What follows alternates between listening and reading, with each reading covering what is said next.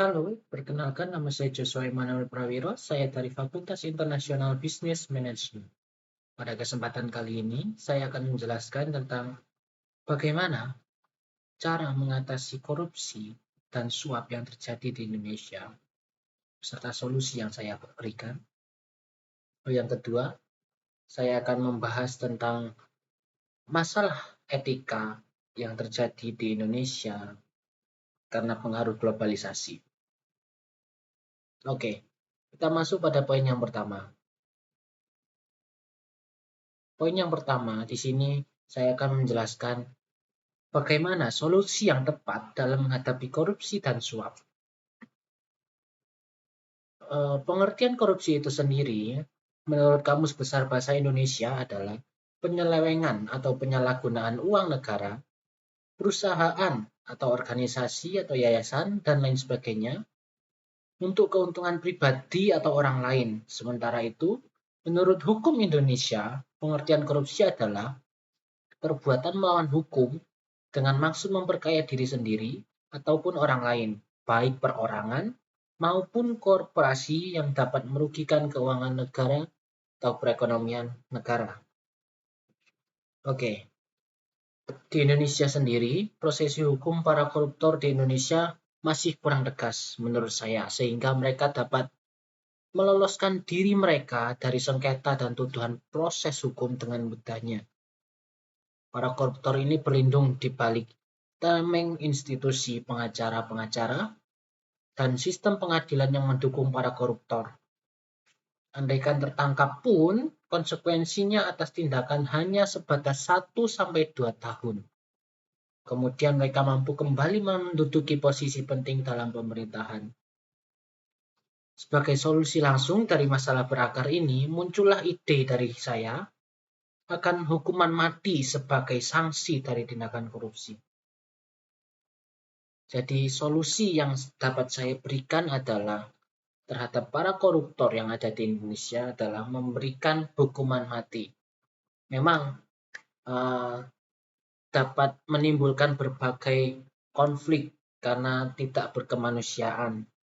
Tetapi jika hukum di Indonesia sendiri tidak tegas, maka koruptor-koruptor akan tetap ada di Indonesia ini.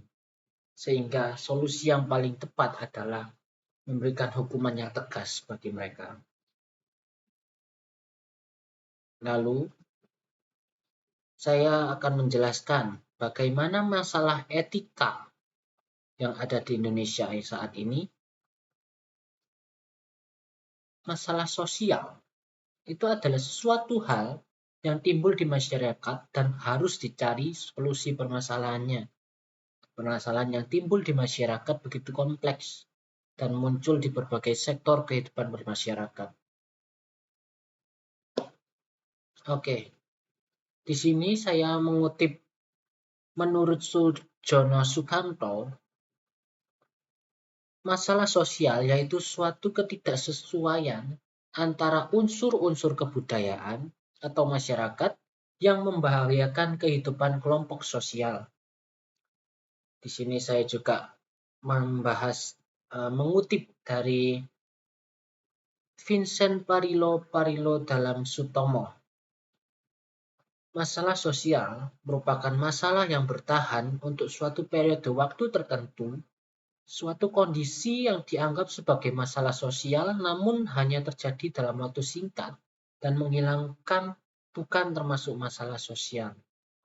Jadi, permasalahan etika ataupun sosial di Indonesia bisa dibilang cukup besar di Indonesia ini, terutama bagi anak-anak muda zaman sekarang yang bisa dibilang kekurangan akhlak, bisa dibilang seperti itu.